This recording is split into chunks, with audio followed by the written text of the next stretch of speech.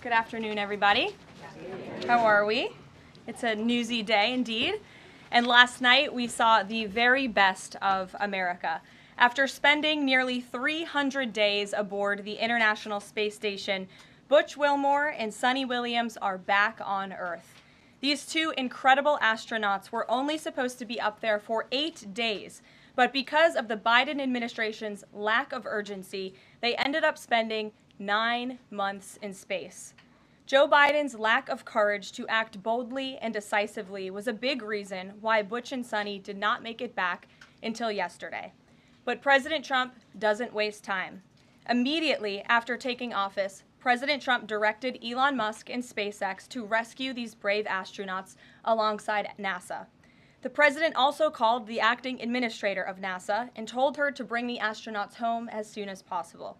As acting administrator Janet Petro said herself yesterday, per President Trump's direction, NASA and SpaceX worked diligently to pull the schedule a month earlier. The president looks forward to welcoming Butch and Suni to the Oval Office when they are recovered. This historic mission brings new meaning to President Trump's promise to always look out for the forgotten man and woman. On another important matter, yesterday, President Trump and President Putin spoke about the need for peace and a ceasefire in the Ukraine war. Both leaders agreed this conflict needs to end with a lasting peace and also stressed the need for improved bilateral relations between the United States and Russia. President Trump also spoke with President Zelensky this morning to align both Russia and Ukraine in terms of their needs and requests.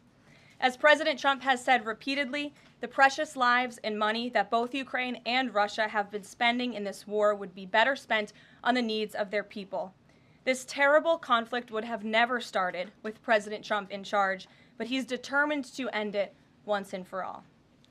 President Trump also promised maximum transparency and a commitment to rebuild the trust of the American people in our intelligence community. Part of that promise was to fully release previously classified records related to the assassination of former President John F. Kennedy, and he made that happen yesterday. This historic release consisted of approximately 80,000 pages of previously classified records that are now published. The records are available to access either online at archives.gov/JFK or in person, accessible to the American people at the National Archives in College Park, Maryland. Records that are currently only available for in-person viewing are being digitized and will be uploaded in the coming days. On another note, positive economic data continues to pour in, showing the immediate impact of President Trump's pro-growth agenda. After suffering a steep decline in the final year of the Biden administration, the manufacturing sector came roaring back in February. Industrial production surged in February, these are new numbers, 3 times at a greater 3 times rate than the expectations to its highest ever recorded level. And President Trump's laser focus on massive deregulation and unleashing our domestic energy industry is leading to stabilities for Americans' bottom lines. As Newsweek summed it up today, gas prices are plummeting under President Trump. And the Trump administration continues to make American communities safer through our ongoing mass deportation campaign of illegal alien criminals. Yesterday, FBI Director Kash Patel announced the agency captured another fugitive from its 10 most wanted list, securing the extradition of Francisco Javier Roman Bardeles, a key senior leader of the brutal MS-13 gang. And the brave men and women of ICE also arrested a number of dangerous aliens across the country in recent days. You will see them on this screen. ICE San Francisco just arrested a citizen of Guatemala convicted of sexual battery. ICE New Orleans arrested a citizen of Ecuador convicted of rape in Suffolk County, New York. ICE Atlanta arrested a citizen of Mexico convicted of assault by strangulation. ICE Dallas arrested a citizen of Mexico convicted of assault with a firearm and rape with a foreign object. And ICE Houston arrested a citizen of Guatemala convicted of indecent sexual contact with a child in Texas. These are heinous criminal alien monsters who the previous administration allowed to flood into our country. And every time President Trump and this team deport one of them, our country becomes safer. Finally, before I open it up to questions, I want to tout how successful our efforts have been in filling out President Trump's administration. There have been a record number of 281 Senate confirmed nominations already, with another 280 in process. Here at the White House, OPM and GSA, we have filled 100% of the total number of slots. And this is a record number of placements in the first 58 days of any administration, and a testament to the caliber and the sheer quantity of talented people who want to work for President Trump to make America great again. Here in our new media seat today, we have Katie Pavlich.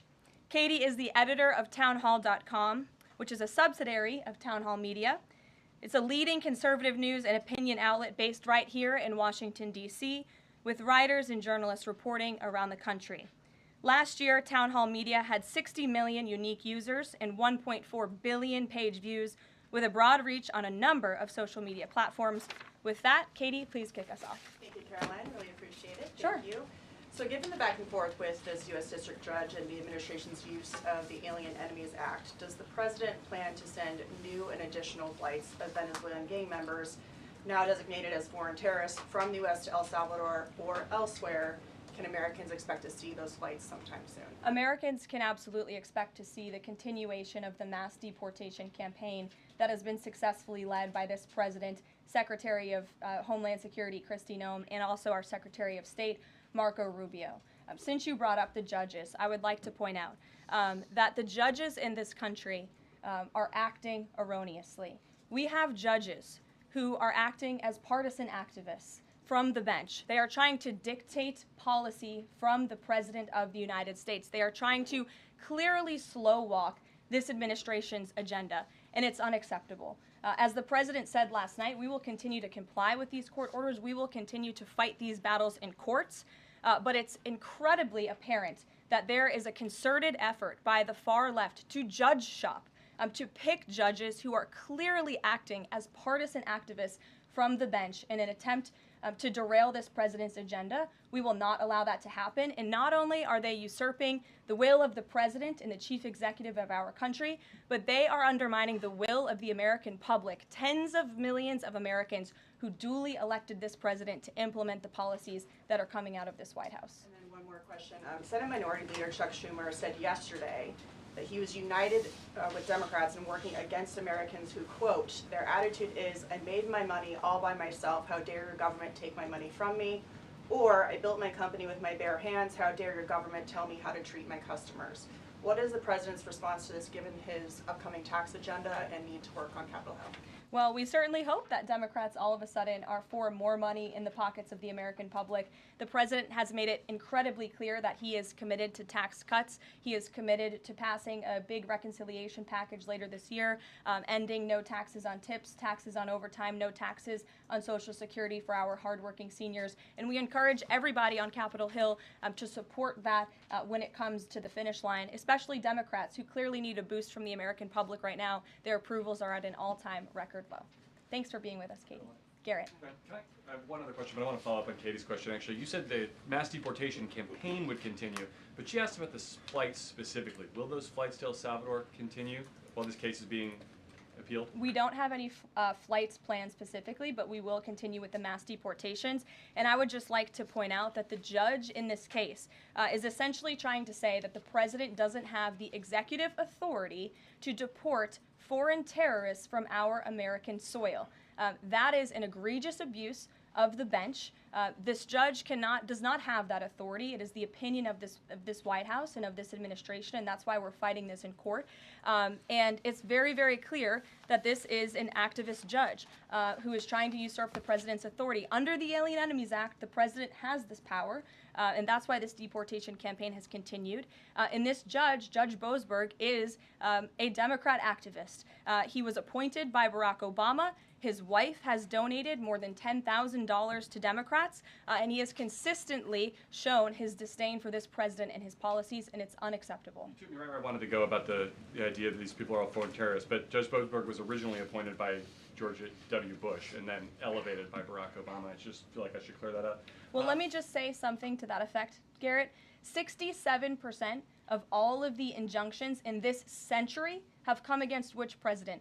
Donald J. Trump. Let me say that again. 60% of the injunctions by partisan activists in the judicial branch have come against President Donald Trump, and 92% of those have been from Democrat-appointed judges.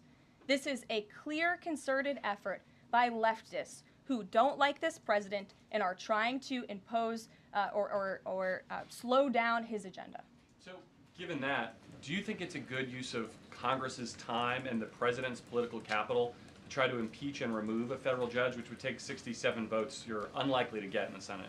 Well, look, the president has made it clear that he believes this judge in this case should be impeached, and he has also made it clear that he has great respect for the Chief Justice John Roberts, and it's incumbent upon the Supreme Court to rein in these activist judges. These partisan activists are undermining the judicial branch by doing so. We have co-equal branches of government for a reason, and the president feels very strongly about that.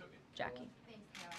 What options does the president have to, he says he's going to follow court orders. He wouldn't defy a court order, but he's raised these concerns about these judges acting in such a partisan way. What option does he have to ensure that his agenda continues to move forward while this is ongoing and the judges appear to be trying to just block and delay and impede? Well, you're right. They are trying to block, delay, and impede. This is lawfare. The president is no stranger to it. He faced it in his campaign, and this is a continuation of the lawfare that President Trump faced as a candidate, and he's now unfortunately facing as a president. Clearly, these partisan activists in the judicial branch didn't get the memo on November 5th when the American people overwhelmingly re-elected this president to continue with mass deportations. So White House counsel and the Department of Justice are working on this. They're appealing these cases, and we will continue to use the full weight of the White House counsel's office and the president's team of lawyers to fight this in court, because we know we will win even if we have to go all the way to the Supreme Court. One more on TDA. Andy McCarthy said in an interview with Hugh Hewitt, he certainly agrees with what the president is trying to do with the Alien Enemies Act, but he's not sure that the law is completely on his side. He cites some previous Supreme Court rulings dealing with enemy combatants in wartime, says that even they have a right to challenge their detention in court.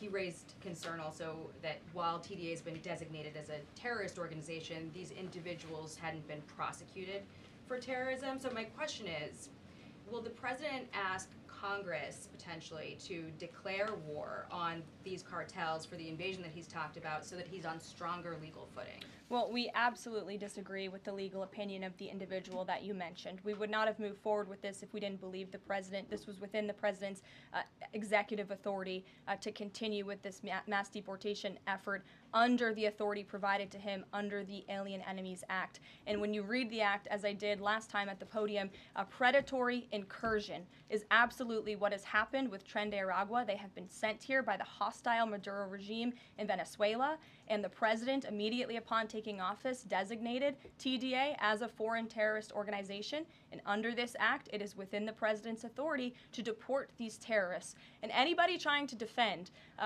these terrorists who have now been sent off of American soil should talk to the families of the individuals who these heinous monsters have killed and have raped. If you talk to those families, they are so heartened by the president's decision to take tough action and to use his executive authority, something that no other president has been willing to do, because President Trump does what he says he's going to do, and he is deporting these foreign terrorists from American soil to secure our homeland, and he's within his rights to do that. Very quickly Jennifer.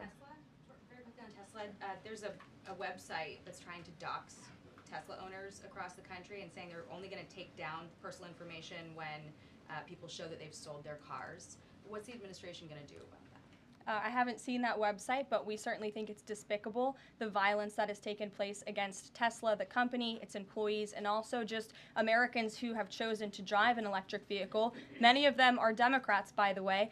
Democrats were big supporters of Tesla and of electric vehicles until Elon Musk decided to vote for Donald Trump. So we would like Democrats to also come out and condemn this heinous violence that we have seen, and I believe the Attorney General has said she's investigating these incidents as acts of domestic terrorism. Jennifer. On Ukraine, can you say, is the White House going to pause foreign military aid or intelligence sharing with Ukraine, as Russia says it's pushing for? And then I have a follow-up on the Federal Trade Commission. Sure. When it comes to Ukraine, I do have a statement for you from the National Security Advisor and also the Secretary of State. First, I'd like to reiterate what the President said earlier following his call with President Zelensky this morning. He said he just completed a very good telephone call with President Zelensky. It lasted approximately 1 hour. Much of the discussion was based on the call made yesterday with President Putin in order to align both Russia and Ukraine in terms of their requests and needs. We are very much on track, and I will ask Secretary of State Marco Rubio and Mike Waltz to give an accurate description of the points discussed. That statement will be put out shortly. Well, I have that statement for you right here. Bear with me as I read it. Today, President Trump and Ukraine's President Vladimir Zelensky had a fantastic phone conversation. President Zelensky thanked President Trump for a productive start for the work of the Ukrainian and American teams in Jeddah on March 11th. The meeting of the senior officials from both nations significantly helped in moving toward ending the war. President Zelensky thanked President Trump for the support of the United States, especially the Javelin missiles that President Trump was first to provide in his efforts towards peace. The leaders agreed Ukraine and America will continue working together to bring about a real end to the war, and that lasting peace under President Trump's leadership can be achieved. President Trump fully briefed President Zelensky on his conversation with Putin and the key issues discussed. They reviewed the situation in Kursk and agreed to share information closely between their defense staffs as the battlefield situation evolved.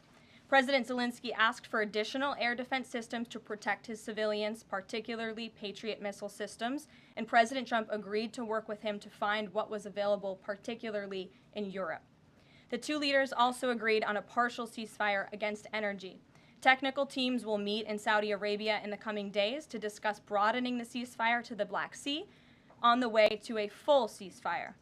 They agreed this could be the first step toward the full end of the war and ensuring security. President Zelensky was grateful for the president's leadership in this effort and reiterated his willingness to adopt a full ceasefire. President Trump also discussed Ukraine's electrical supply and nuclear power plants. He said that the United States could be very helpful in running those plants with its electricity and utility expertise.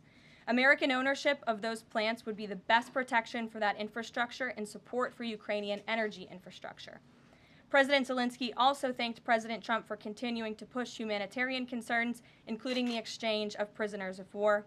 He noted they had just had a successful exchange and thanked the president for his leadership on that.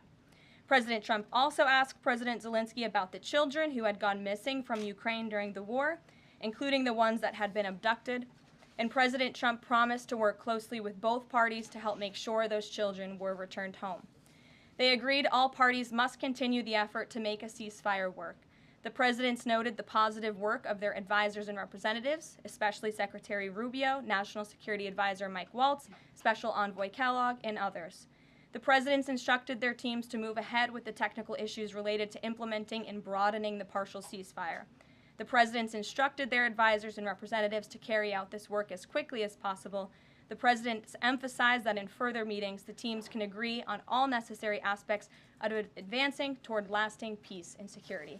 That is a lengthy statement that was just given to me, so thanks for bearing with me. Our office will, of course, provide this after. And as you know, as I just pointed out in the statement, the president's team of negotiators and national security experts will be heading to Saudi again later this week to continue working on and ironing out the details. But I would just like to emphasize we have never been this close to peace, and it's only because of President Trump that we are here. I think a couple of years ago, as you all reported on the war, it was incomprehensible to have a partial ceasefire in this conflict. And today, that is true because of the leadership of this president. So you Mary. agreed to closely share information between their defense staffs. Does that mean all intelligence sharing will continue? So the White House is rejecting Russia's request to pause that? Intelligence sharing in terms of defense for Ukraine will continue to be shared. Mary. Thanks, Caroline. I have two questions. One on the United States Institute of Peace and then on the Supreme Court, if that's okay. Sure. So on the United States Institute of Peace, this is a little bit wild. I understand the old president refused to leave after he was removed from his position. He barricaded himself in his offices, had to be escorted out by police, left the building without Wi-Fi, telephones, elevators, and more, and is now telling media that Doge broke in and illegally removed him. So can you comment on this sequence of events and specify, did Doge illegally enter? I'm really glad you brought this up, Mary. We were made aware of this story by individuals at Doge, at Elon Musk's team, and also at the State Department who were unable to access this building.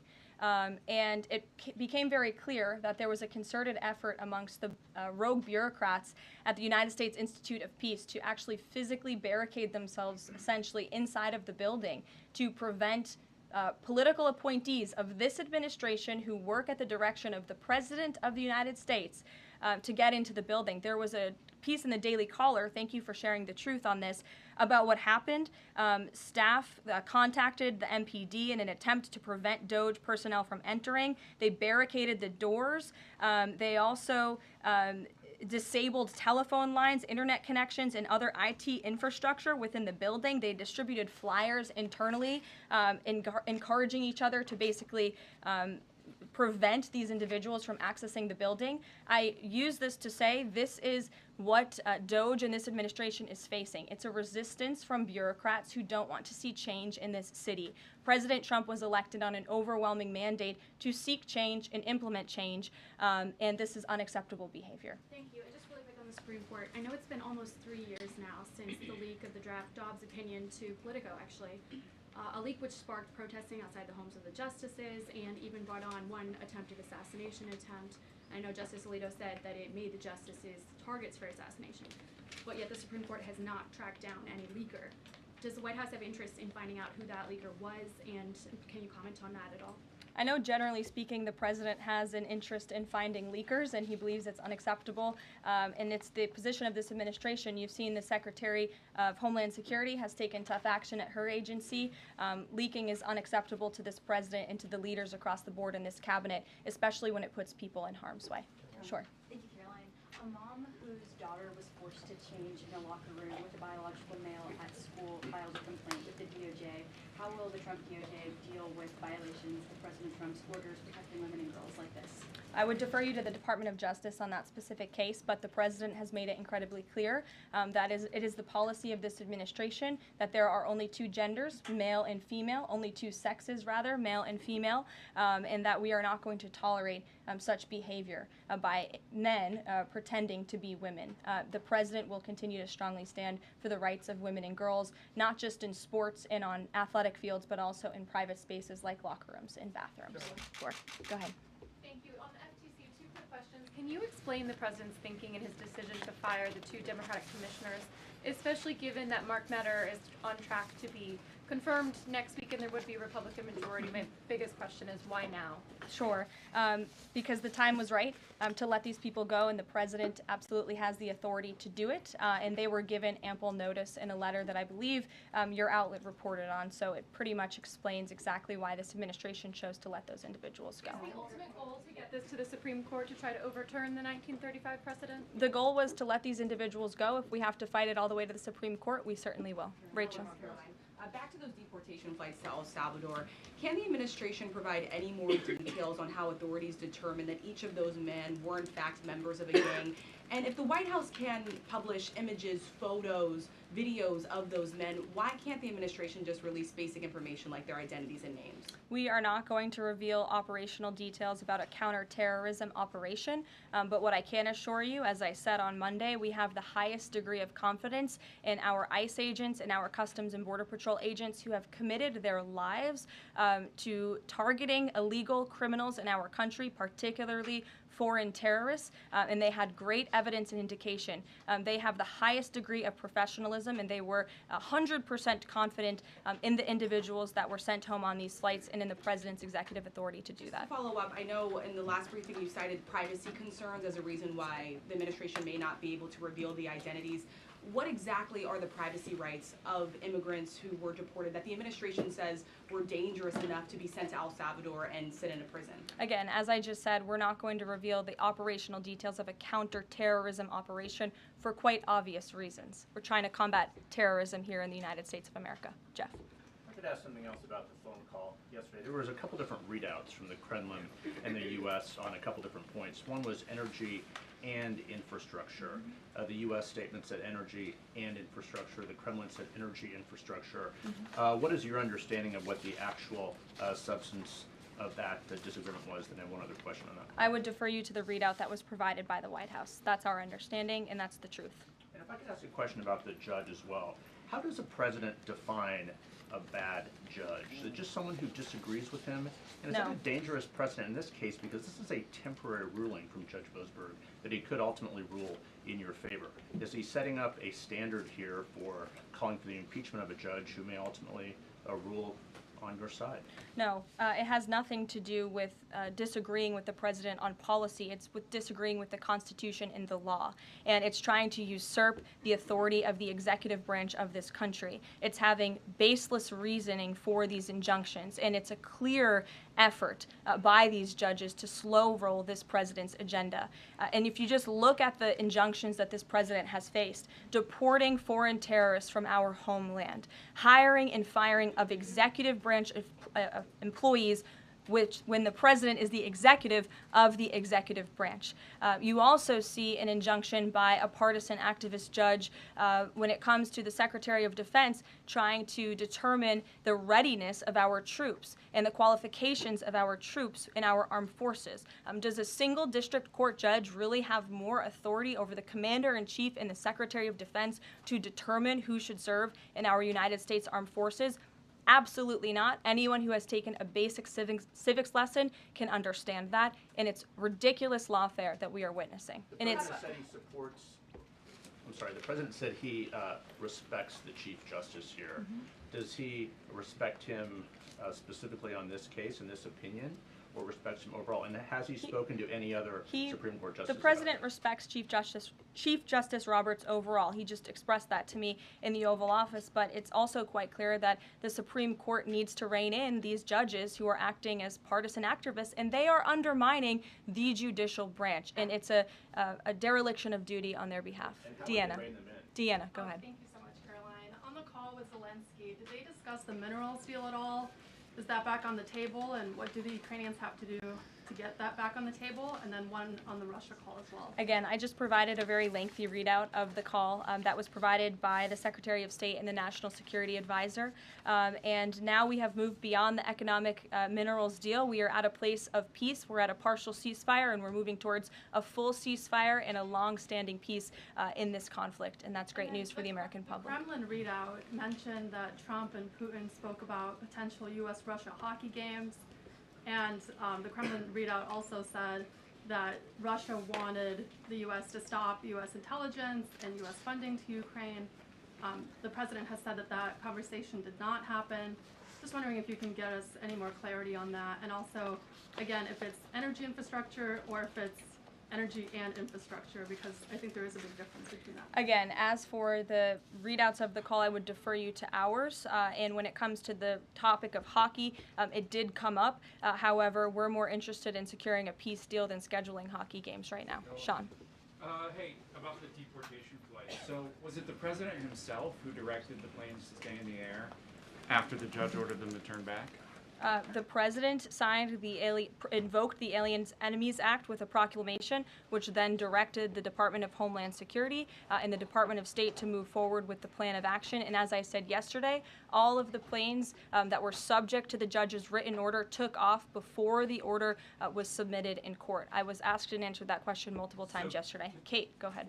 Is the president still considering pressuring Russia with sanctions or tariffs to try to get a full ceasefire? And is there any kind of deadline or timeline that the White House has in mind for when that pressure might ramp up? Again, the president had a nearly 2-hour-long call with President Putin yesterday. We provided a readout of that call, and we have his negotiating team heading to the Middle East this week to continue these discussions in regards to sanctions and any other details. I'm not going to give a readout of those from this podium. And on TikTok, is Oracle the leading contender for a deal? And would the U.S. back a deal that keeps TikTok's algorithm and the underlying technology still in Chinese hands? As President Trump does so well, we don't get ahead of ourselves when we are in the midst of the art of the deal. So when the president and this team are ready to announce a deal on TikTok, which is a high priority for the president, we will make that known. I've seen that reporting, but I'm not going to comment on it just yet. Sure, go ahead. Thank you. Press Secretary Leavitt. Some prominent Trump supporters have been making the case that Derek Chauvin deserves a pardon. They argue that he did not receive a fair trial. Joe Biden and other Democrats actually implied that he was guilty while the trial was going on. BLM rioters had these jurors under immense threat and pressure. Mainstream media, frankly, many news outlets here today are complicit here. They chose to ignore the autopsy report. They chose to ignore the full body camera footage. They decided to slander Derek Chauvin as a racist cop instead.